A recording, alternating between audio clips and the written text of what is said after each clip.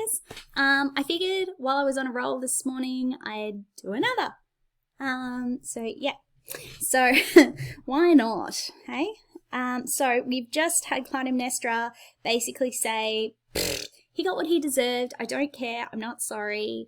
You know, he was murdered stealthily, but hey, no stealthier than the death he dealt.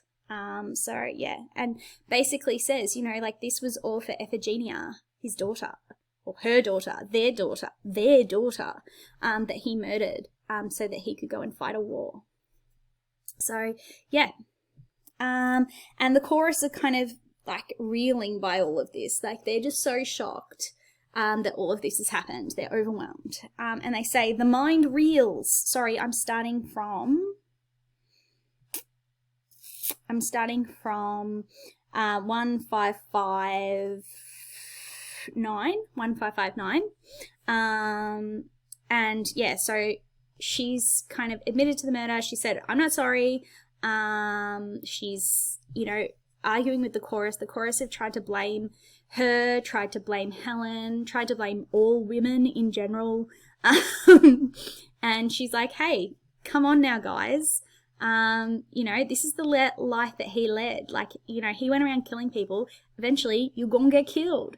And I did it, and I'm not sorry. And he killed our daughter, and you didn't punish him. Like, you know, Argos didn't punish him for murdering one of their citizens, one of their princesses. And yet you think that I deserve some sort of punishment now? Like, that doesn't make sense. So she calls them out on their hypocrisy. And then she is kind of like unrepentant, that she's like, no, he lived this way. What does she say? She said, you did your work, by the sword, he did his work, and, you know, by the sword he died. Like, what do you expect? So yeah, so I think that's really interesting that she doesn't let them kind of just paint her as this villain, that she actually defends herself and says, no, he did the wrong thing. And yeah, I killed him, and I'm not sorry. So yeah, so let's go from the chorus. So from 1559, which is on page 166, down the bottom. And it's the chorus. And it says, the mind reels, where to turn? All plans dashed, I hope. I cannot think. The roofs are toppling. I dread the drumbeat thunder. The heavy rains of blood will crush the house. The first light rains are over. Justice brings new agony, yes, on new grindstones. Fate is grinding sharp the sword of justice. So they're basically kind of like, oh, our whole, the sky is falling, They're not handling this well. But they also point out that on that last line, on 1565, it says, fate is grinding the sharp sword of justice.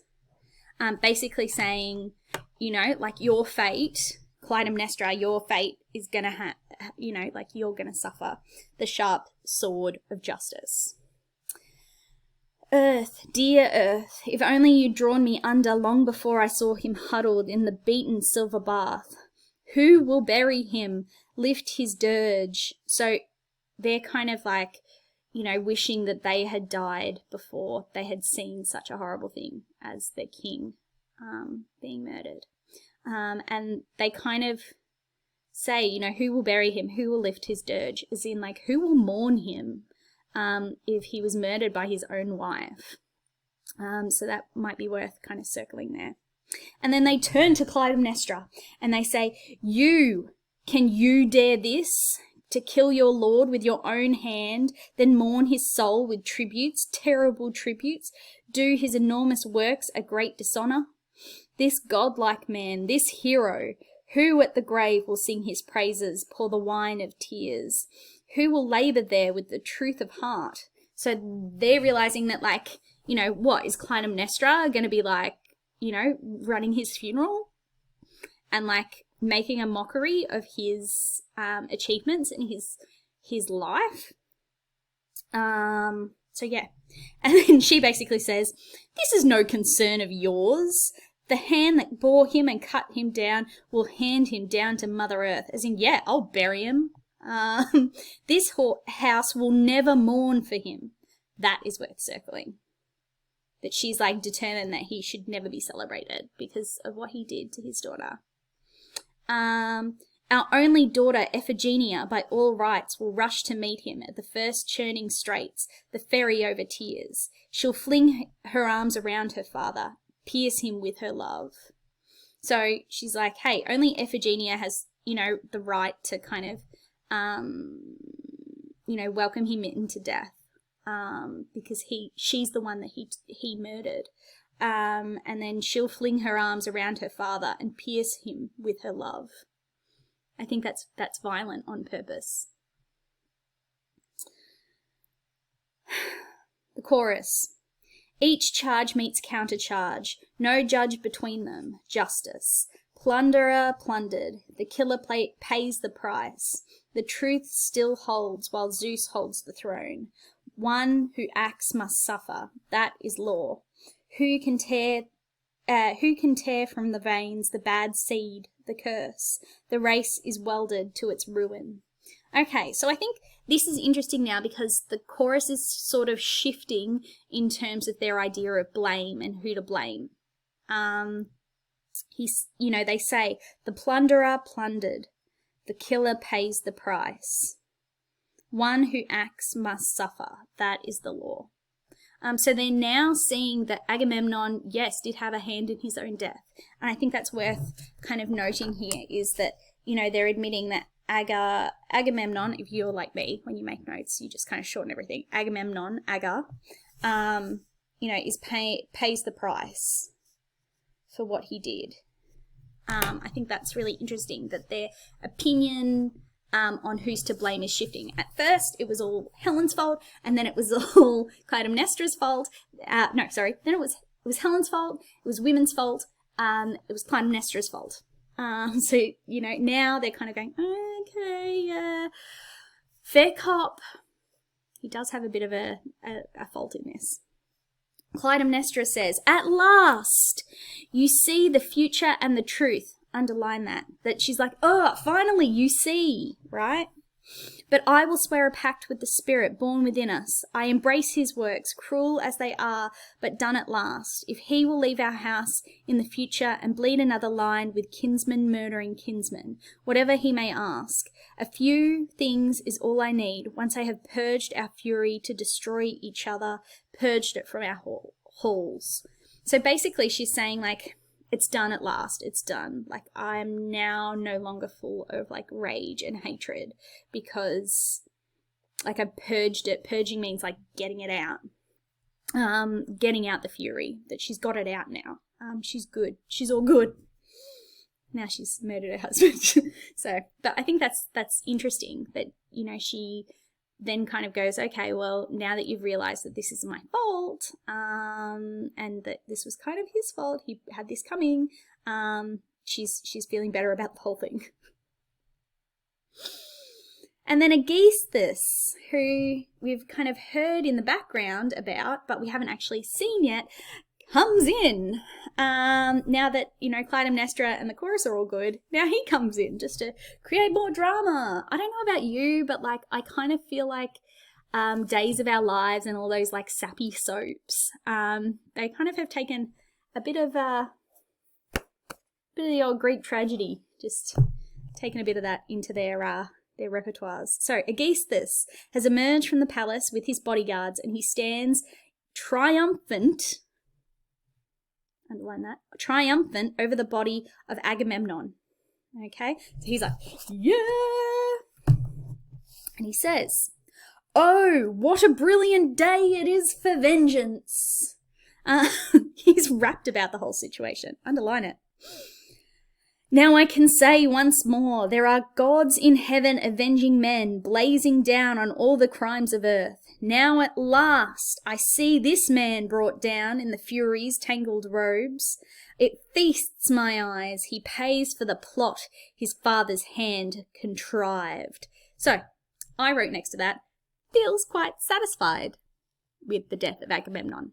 And I think it's interesting that he says he pays for the plot his father's hand contrived. So he has kind of been involved in this whole plot, not because of Agamemnon himself, but because of Agamemnon's father. Interesting. And now he kind of goes into the story. So he says, Atreus, this man's father, Agamemnon's father, Atreus, was the king of Argos. My father, Thyestes, let me make this clear. Atreus's brother challenged him for the crown. So Thyestes was the brother of Atreus. Atreus was the king of Argos, and Thyestes decided to challenge him. Okay, so think about it as in Prince William and Prince Harry. It'd be like if Prince Harry decided to challenge Prince William for the throne. So, Atreus' brother challenged him for the throne, and Atreus drove him out of the house and home.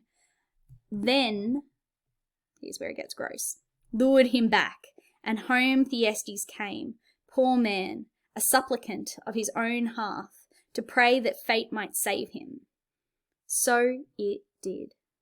There was no denying, no staining our native ground with his blood. Thyestes was the guest, and this man's godless father, the zeal of the host outstripping, he's pointing at Agamemnon now, dead Agamemnon, and he says, the zeal of the host outstripping a brother's love made my father a feast that seemed a feast for gods, a love feast of his children's flesh. He cuts the extremities, feet and delicate hands into small pieces and scatters them over the dish and serves it to Thyestes, throned on high. He picks at the flesh he cannot recognize, the soul of innocence, eating the food of ruin. Look, pointing to the bodies at his feet, that feeds upon the house. And then, when he sees the monstrous thing he does, he shrieks. He reels back head first and vomits up that butchery, tramples the feast, brings down the curse of justice, crash to ruin, all the race of Plesthenes crash down. So, that's the backstory of Aegisthus, is that his father and Agamemnon's father didn't like each other because Aegisthus's father tried to take Agamemnon's father's throne. So Agamemnon's father, Atreus decided that he would kill Thyestes' son and feed it to him. Disgusting. And obviously Thyestes was kind of grossed out by that and was pretty horrified. And so Aegisthus decided he was going to get revenge for his father. And so he says, so you see him down, him being Agamemnon, and I, the weaver of justice, plotted out the kill. Atreus drove us to exile, my struggling father and I, a babe in arms. So Aegisthus wasn't killed because he was a baby. It was another child that was killed. His last son. But I became a man, and justice brought me home.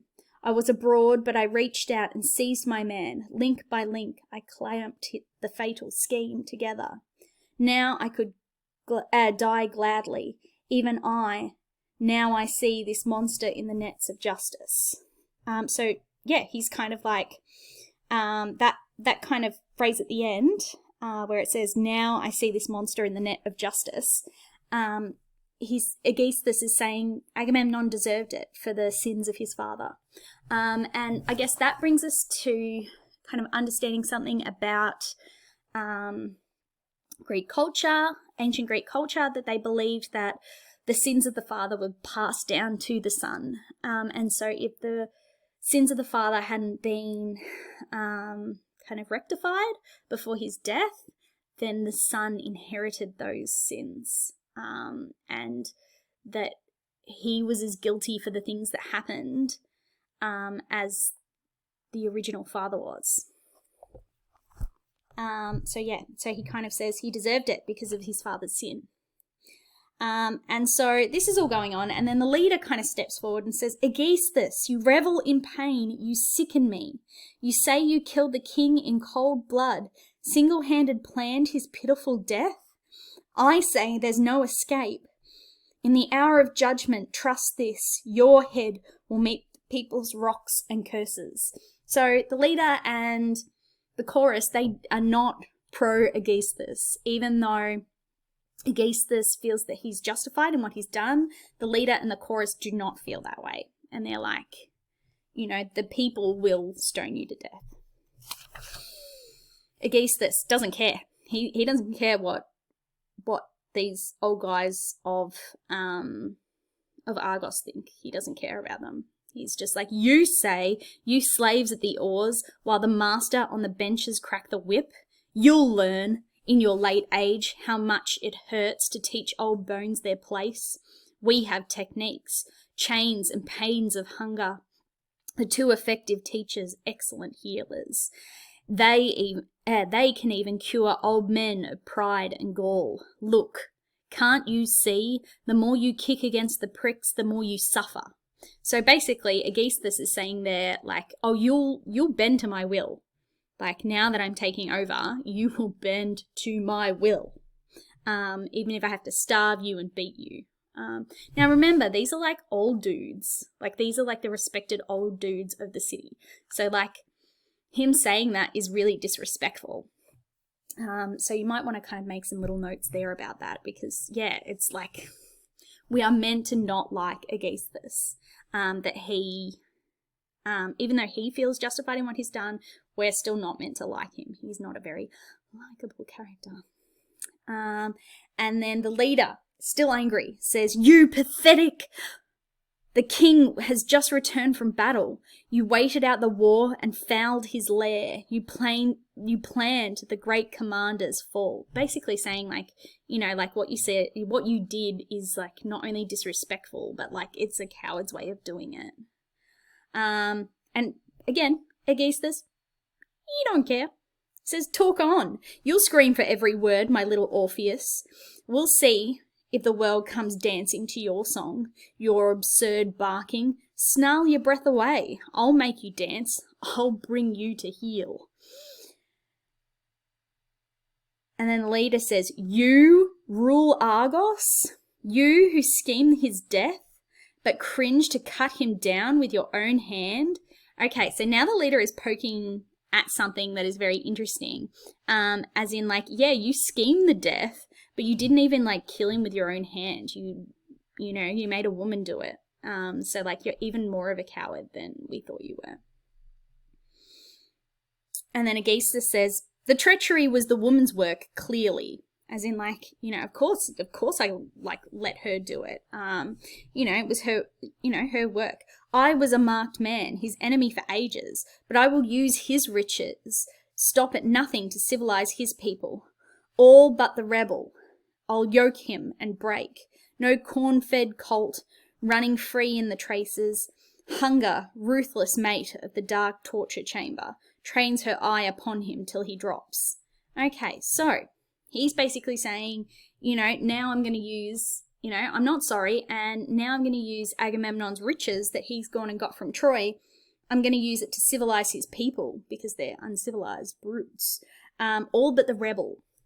Now, the rebel is talking about Orestes. That's Orestes. Orestes is the son of Agamemnon and Clytemnestra, the person who is the man who's going to come back and avenge Agamemnon's death in the libation bearers. So yeah, but he's like, I'm not going to do anything to help that guy. But he doesn't know that that's the guy that's going to come back and like try and get justice. Anyway, because that's in the future. And the leader says, coward! Why not kill the man yourself?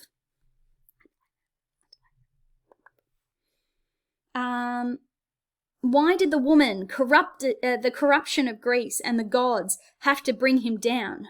Orestes, If he still sees the light of day, bring him home, good fates, home to kill this pair at last, our champion in the slaughter. Okay, so I would kind of put a little bracket around that, Orestes down to our champion of slaughter, and just write prediction. That's what they kind of predict is going to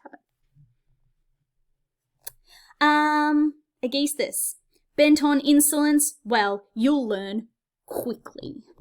At the men, you have your work at hand. So his men then whoosh, draw out the swords, and the old men take up their sticks. So they're going to fight these bodyguards with the sticks. The leader says to them, at them, fists at hilt, to the last man. And then Aegisthus says to his bodyguards, fist at hilt, I'm not afraid to die. So they're just about to fight each other.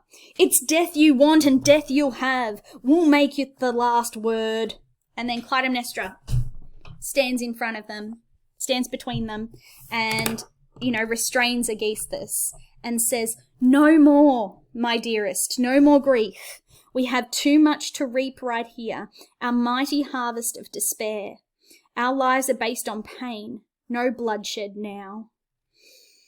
Father of Argos, turn for home before you act and suffer for it.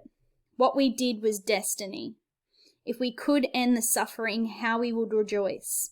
The spirit's brutal hoof has struck our heart, and that is what a woman has to say. Can you accept the truth? Okay, so Clytemnestra stands between what was going to be a pretty epic brawl between old dudes and bodyguards. She steps between them and says, no more. Our lives are based on pain. We've had loads of pain in our lives. No more bloodshed. Okay? Which is, we're quite kind of impressed by Clytemnestra for doing that. And then she tries to reason with the fathers of Argos, meaning the chorus, and says, what we did was destiny. What we did was destiny, I meant to say, which, irony. What we did was destiny, as in we had to do it. All right. Final page now. Oh my goodness, it's very exciting. Clytemnestra turns to leave now, but Aegisthus is still standing there, ready to fight, and so are the chorus. And Aegisthus says, but these mouths that bloom in filth, spitting insults in my teeth, you tempt your fate, you subordinate dogs, to hurl abuse at me, your master. So he's still picking a fight with them, even though Clytemnestra has said no. And the leader turns and kind of represents the rest of them. He says, no Greek worth his salt would grovel at your feet, as in no one will ever respect you, Aegisthus. And then Aegisthus says, I'll stalk you all your days. The leader says, not if the spirit brings Orestes home. Basically saying Orestes is going to kill you before you get to see me dead, so I'm going to get to see you die. Aegisthus says, exiles feed on hope. Well, I know. The leader, more, gorge yourself to bursting, soil justice while you can. Meaning, while you can, you can die. You can die, fool. And Aegisthus says, I promise you, you'll pay, old fools, in good time. Leader says, strut on your dunghill, your cock beside your mate. So yeah, he's basically saying, I don't care, you can wander around, act like you're the big rooster on campus. It's referring to a rooster, not penis. But also he's making the double entendre there, calling him a penis. Yeah. So yeah, they're picking fights with each other. They're like, and then Clytemnestra basically says, let them howl. This is to Aegisthus. Let them howl. They're impotent. As in, they can't do anything. You and I, meaning her and Aegisthus, have power now. We will set the house in order once and for all. Then they enter the palace, the great doors close behind them, and the old men who are in the chorus disband and wander off.